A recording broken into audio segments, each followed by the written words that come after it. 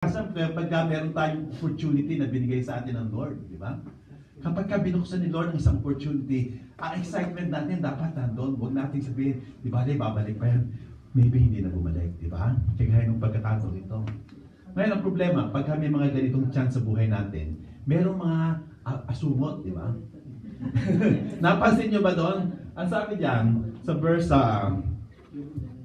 39, when he called out, Jesus, Son of David, have mercy on me, those who led the way rebuked him and told him to be quiet. Minsan, kapag merong pinapagawa si Lord sa atin, di ba? Excited na tayo. Biglang merong magdi-discourage sa iyo. Di ba sana kung ang mag-discourage sa iyo, kaaway mo, hindi mo papakinggan di ba? Kasi kung kaaway mo yung nagdi-discourage sa iyo, ang kinay ka dun kaaway mo nga yan, kaya kanya dinidiscourage. Pero dito sabi, those who led the way. So ito yung mga taong good meaning Ito yung mga taong hindi mo iniisip na magdi-discourage sa iyo, no? Pero nevertheless, he was rebuked to be quiet. Sa buhay natin, there are times you have to make critical decision at the most critical time. May mga pagkakataon na gagawa tayo ng desisyon na very critical sa buhay natin at a critical time. At kapag dumating yung pagkakataon, kailangan tayong lumapit sa Panginoon na talagang kailangan natin ipakita sa Panginoon yung ating pagnanais na mangyari yung sa ating buhay. Dito sinabi dito, he called out, talagang sumigaw siya. Hindi siya, uy, gusto kong lumapit kay Jesus. Hindi yung ganun no? Kundi meron siyang, Jesus! Meron siyang lakas na talagang pagpupursige. Amen? Yun ang kulang minsan sa atin, di ba? Yung pagpupursige. Sabi nga doon sa isang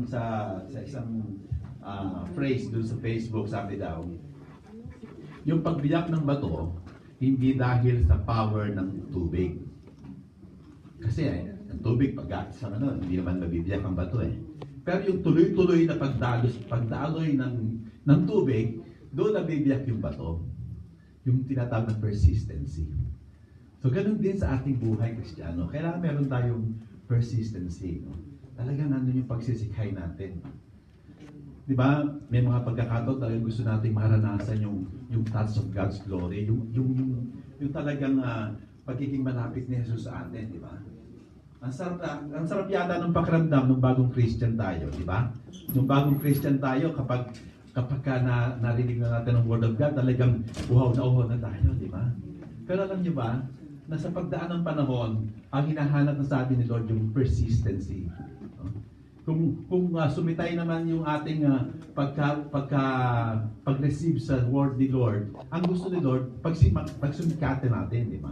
Na talagang manbalik yung sigla natin. Amen? Kasi pag tinawag ka ni Lord, talagang titignan ni Lord kung talagang tunay at totoo ang ating pagnanais puso. Amen?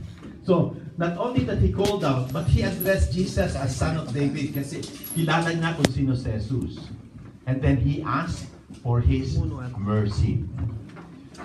Dito po sa mga ganitong pagkakataon sa ating buhay, importante na maunawaan natin kung sino si Jesus. No? Kung sino si Jesus. Kasi yun ang critical. Kung si Jesus ba ang ating tagapagligtas, kung siya ba yung ating the only person that we need, yun ang hinahanap ni Lord. Kung sa Kanya lang tayo ba umaasa. At this particular time, itong lalaking ito, talagang wala siyang ibang inaasahan. He called out Jesus. No? Jesus, Son of David, have mercy on me. Yun lang kailangan niya. No? At that particular situation niya, wala siyang ibang kailangan kundi yung mercy ni Jesus. Yung awa, yung habag. Amen? Ganon din sa atin. May mga pagkakataon na paglapit natin sa Panginoon, alam naman natin yung ating mga pagkukulang. Alam naman natin yung ating mga kakulangan. Di ba? Alam din natin yung ating mga kapintasan. Alam natin yung mga limitasyon natin, yung ating limitasyon ng ating isip. Hindi natin kayang maunawaan ng lahat. Kaya paglapit natin sa Lord, Lord have mercy on me. Kaya yung awa na lang ni Lord ang hinihingi natin. Amen? Kasi minsan, hindi natin pwedeng ipag-iit di ba? Kasi kulang nga yung ating kaalaman. So the only way we can approach God is to approach Him and ask, have mercy on me. Amen? Ganun din sa ating mga relationship, di ba? May mga pagkakataon sa relationship natin, we need God's mercy. No? Talagang yung awa at habag ng Lord ang kailangan natin. Amen? Ganun din sa ating mga pangarap sa buhay. Kailangan natin ng awa at habag ng Lord sa ating buhay. Ganun din sa mga problema natin na hinaharap. The only thing we need is God's mercy sa ating buhay. Amen? At yung critical time na yun, yun yung sinasabi, Lord, have mercy on me. At ito bata natin, no? Itong lalaki ito, hindi siya nakinig doon sa mga obstacles. Hindi niya hinayaan yung mga pagkasaway sa kanya ng mga tao sa kanyang kapaligiran na lumapit kay Jesus. Talagang dumiretso siya kay Jesus. At ang magandang balita, napansin ni Jesus. Amen? Napansin ni Jesus. Kaya sabi ni Jesus stopped and ordered the man to be brought to him. Yun yung maganda dun eh. Tinanong ko sa sarili ko, bakit kaya siya napansin ni Jesus? No? Dalawang bagay, no? Napansin ni Jesus yung kanyang persistency, yung kanyang pagsigaw. Di ba? Jesus! Anak ni David! Mahapat ka sa akin! No? Ilang ulit yun. On the top of his voice, lagi niyang sinisigaw. No? Ulit. At ganoon daw sa ating pananalangin sa Panginoon. Eh, no?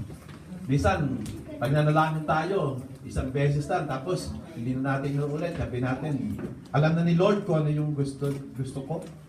Hindi po ganoon ang gusto ng Panginoon. Gusto niya kasi makita na persistent tayo sa ating pagtawag sa Kanya. Amen? Amen. Kaya kung may hinihiling ka kay Lord at hindi pa dumadating, tawag ka lang. Amen? Huwag ka magsawa. Kasi ang nais ni Lord, persistency. Di ba? Hindi lang yun, kundi yung kanyang faith. No? Kasi He was declaring Jesus as the Son of David. Amen? So sa buhay natin, kailangan itong dalawang bagay ito. Persistency, and then yung ating pananampalataya. Kasi sabi nga ni Lord, hindi pa man dumarating ang solusyon sa ating problema. Pag binigyan niya tayo ng problema, may solusyon ng katapat ito. Amen? Nandun na yung katumbas ng solusyon. So Jesus noticed his persistency and his faith. So, nung nandun na siya ngayon kay Jesus, ang tanong ni Jesus, what do you want me to do for you? Ang sarap niya, no? Ang sarap kaya nung kapag nasa harap ka ni Lord, mararamdaman mo, tinatanong ka na ni Lord, okay anak, ano yung gusto mong gawin ko para sa iyo? At ito po, napakaganda. No? Ito yung napakagandang ano. Kasi iniisip ko nga, parang alam na naman ni Jesus na bulag siya, di ba?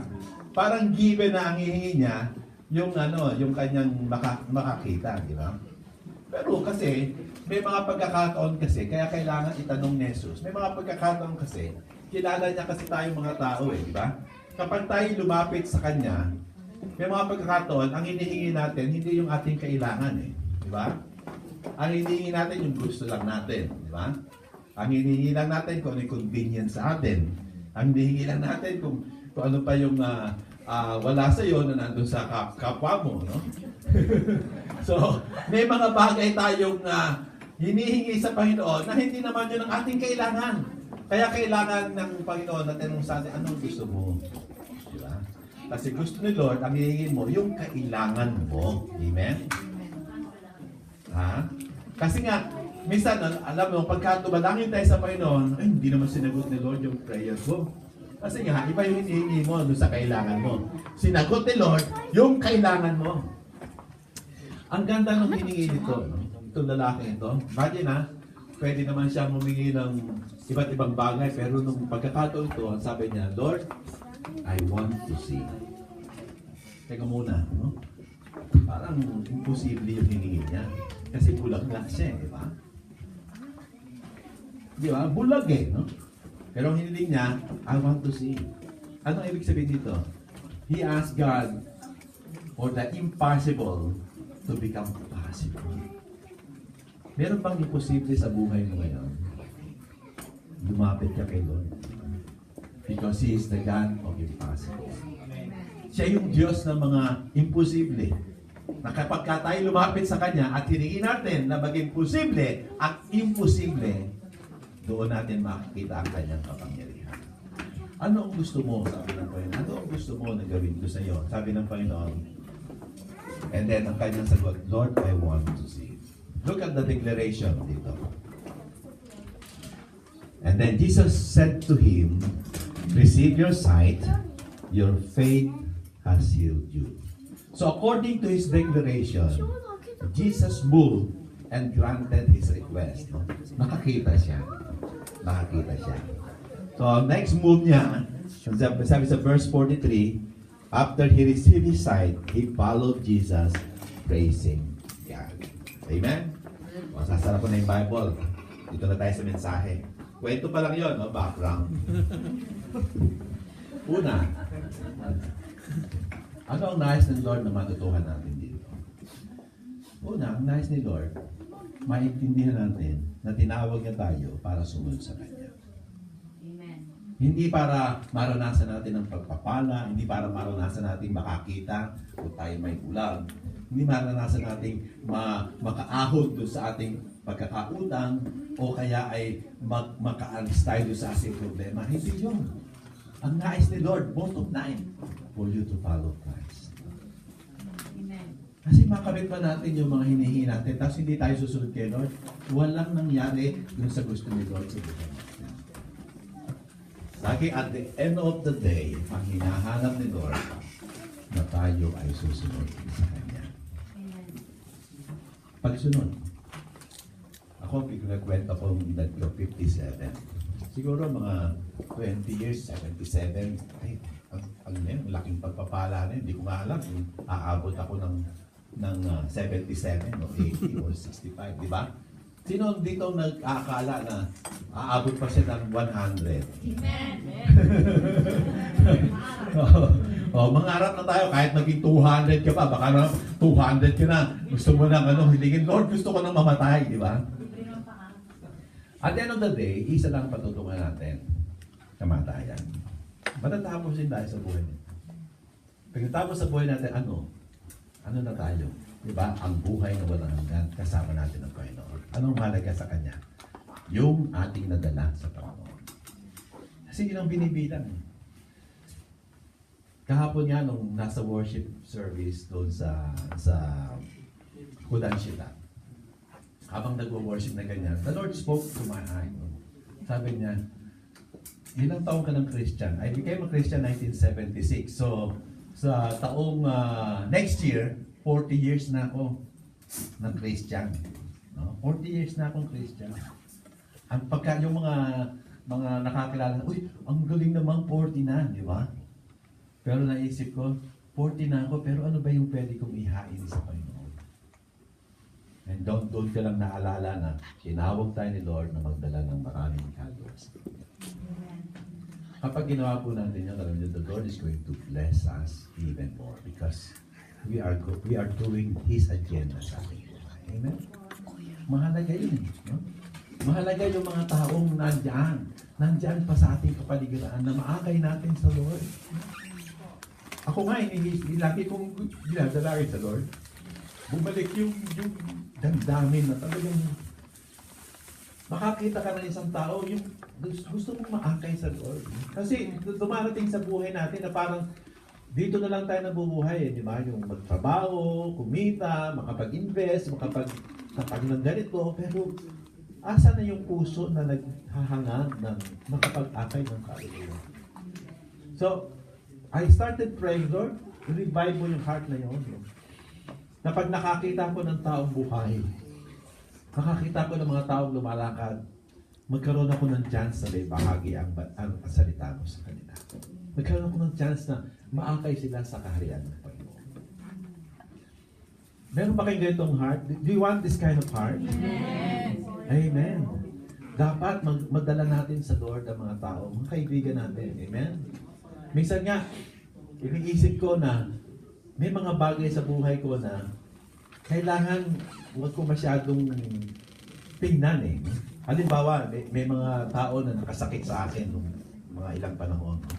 Yung mga taong talagang gumawa ng mga desisyon na talagang nakasakit sa akin. Ano kaya to? Aalagaan ko ba tong sakit ng puso kong ito?